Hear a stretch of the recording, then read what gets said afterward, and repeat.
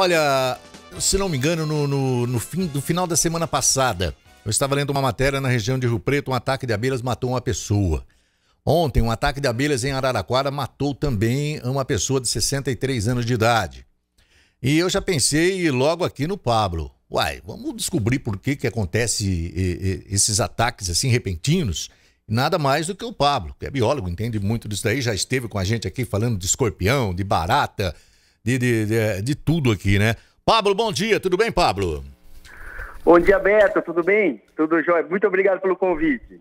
Você é sempre muito bem-vindo aqui, porque sempre que você fala, né, você está falando uma coisa que interessa para todo mundo que está em casa. Você já falou de escorpião, nós já tivemos pisando em cima de escorpião, né, Pablo? Pois é, lembra disso, Beto? Lembro. Eu precisava ficar olhando ali. Aquela vez, hein? Enquanto o Pablo falava no microfone que eu segurava, eu ficava olhando nos pés ali, principalmente do cinegrafista, para ver se o escorpião não vinha. Porque tinha muito escorpião lá no bairro Bom Jesus, como tem até hoje. Infestação, né, Beto? Infestação. O seguinte, o papo hoje é em relação a abelhas. Pablo, você deve ter ficado sabendo do ataque de abelhas que aconteceu ontem em Araraquara. A pessoa levou mais de 30 mil picadas de abelha. E muita gente tem dúvida. Pablo, por que acontecem esses ataques repentinos assim de abelha e tinha duas pessoas, pegou uma só? Por que acontece isso, Pablo?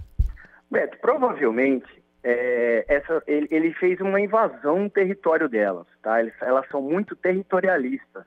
Então, o que acontece? A partir do momento que toma a primeira picada, ela solta um feromônio e isso acaba atraindo as outras. Então, devido a essa primeira picada, que esse senhor tomou as outras, né? Então, o que acontece? Provavelmente, na primeira picada, ele saiu correndo. E devido a isso, ao movimento, as outras também são atraídas.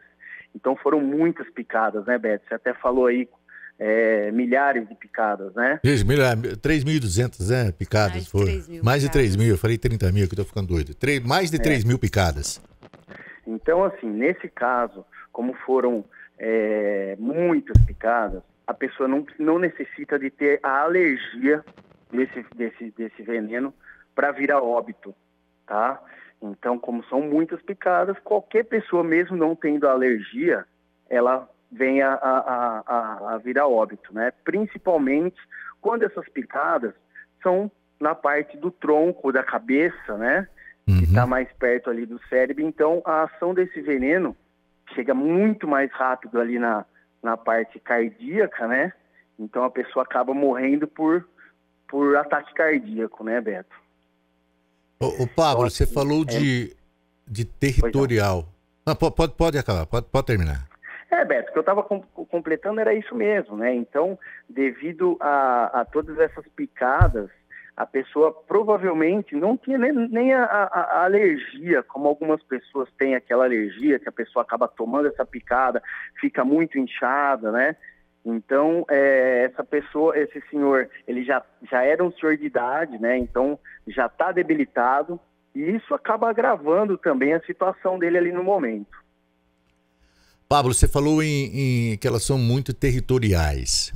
Esses territoriais pode ser em um abrigo, em um ninho de abelhas na natureza, ou pode ser também em criação de abelhas, onde tem as caixas, cada enxame vai numa caixa. Elas também defendem o território nesse sentido? Exato. No caso, você falou de pessoas que acabam criando as abelhas, né? Um apicultor, no caso, ele acaba tendo toda aquela proteção para estar lidando com essas abelhas, né? Então, aquela roupa de apicultor que todos conhecem, eles utilizam um tipo de fumaça que deixam essas abelhas um pouco mais tranquilas, tá? Elas não chegam a ficar anestesiadas, mas elas ficam um pouco mais tranquilas para ele poder ali manusear. Agora, nesse caso, eu não tenho a informação correta onde que foi. Você pode até me falar melhor, Beto, mas esse senhor provavelmente ele deve ter sido atacado. Não, ele estava sentado baldio, na rua, né? em frente à sua casa. Então, pois é. Então, em frente onde ele mora, complicado. parece-me tem uma mata, né, de preservação ambiental, né? E ele Exato. pode ter tomado uma picada e ter batido na abelha e ter exalado esse odor que você citou aí. Isso, Beto, exatamente isso. Então, assim, o que a gente vê, principalmente em algumas cidades, que quando a pessoa tem algum cacho de abelha, acaba chamando o bombeiro, por exemplo, o bombeiro não pode fazer nada. As empresas de controle de pragas também não podem fazer nada, porque a abelha não é considerada uma praga urbana. Na verdade, é até um crime ambiental a gente estar matando essas abelhas, né? Que a gente sabe que ela é um inseto ali, essencial, um dos insetos, né? que mais acabam ajudando, vamos dizer assim, a polinizar todo a natureza, né? Então as pessoas meio que ficam de mãos atadas, né? Não tem o que fazer, né? Então as abelhas, ao mesmo tempo que elas são muito perigosas, elas são muito importantes também para a natureza, né? Mas infelizmente, em muitos casos, elas trazem esse prejuízo aí à nossa saúde. E existe algum tipo de abelha? Porque antes a gente falava que a abelha Europa, né? Era o que a gente chamava antes de abelha Europa. Hoje é africanizada, né? Esse cruzamento aí fez com que a abelha ficasse mais, em alguns casos, atacasse mais agressivas? Exato, Beto. Existem algumas espécies, né? Que não são nativas do Brasil. Não são endêmicas aqui do nosso país, né? Então, quando isso acontece, os predadores também são difíceis de ali estarem controlando essas abelhas, né? E com isso elas acabam aumentando, tá? E são algumas abelhas que também tiveram ali uma miscigenação, né? Acabaram se reproduzindo e com isso elas acabam ficando mais fortes, mais potentes e seus venenos ficam muito mais complicados aí para o nosso corpo lidar, né? Então, Beto, todo cuidado é pouco para a gente lidar com essas abelhas, né? Principalmente as crianças que têm aquele hábito de estar brincando ali nos lugares escampados, né? Mexendo com a abelha, tacando pedra, isso é muito complicado.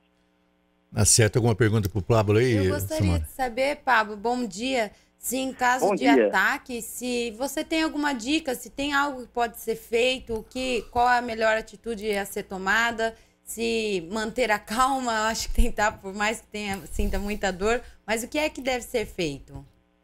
Olha, realmente, isso aí é uma boa pergunta, porque, na verdade, o ideal mesmo é a gente não estar brincando, como eu citei agora as crianças, né? Ou mesmo você não estar passando perto de alguns locais que são propícios para terem abelhas, né? Sei que às vezes acaba sendo inevitável, mas você correr, como eu citei antes, isso acaba atraindo demais, porque o movimento, né, acaba atraindo demais as abelhas, né? E a gente fica um pouco de mãos atadas, né? Não tem muito o que fazer para a gente não sofrer um ataque. Se não for, a gente invadiu a área delas, né? Então é muito complicado. Tá certo, Pablo. Tá certo. Alguma pergunta para o Pablo aí, Felipe? Ô, Pablo, o pessoal acabou também fazendo essa pergunta, né? Se por um acaso fossem atacados por um enxame de abelhas, o que deveria ser feito? Você acabou respondendo, né, que não tem muito o que fazer. Mas essa história de que se você estiver próximo a um lago, acabar entrando na água, isso procede? Isso a gente vê bastante em filmes, né, Felipe? Isso acontece bastante mesmo. E as pessoas acabam pulando ali. É uma saída, né? É uma saída, só que geralmente elas ficam ali revoando ali onde você acabou entrando nessa água. Uma hora você vai ter que respirar e vai tomar algumas picadas, né? Então, aquela precaução. Não está invadindo a área dessas abelhas, né? Está sempre mantendo uma certa distância para que a gente não tenha acidentes e alguns acidentes fatais, né? É isso aí. Tá bom, Pablo. Mais uma vez, muito obrigado pela sua participação, pelo seu esclarecimento aí, que eu tenho certeza que vai ajudar muita gente aí. Vamos ficar longe das abelhas, né? Porque a abelha, quando tá aí nas flores, tal, ela não tá atrás de atacar ninguém. Né? Não tá. Agora, se você invadir o local dela ali, é meio perigoso. Muito perigoso. E eu que agradeço a todos os ouvintes da Saudade, todos os telespectadores da TVM. É sempre um prazer estar aqui. Tá certo. Falamos aí com o Pablo.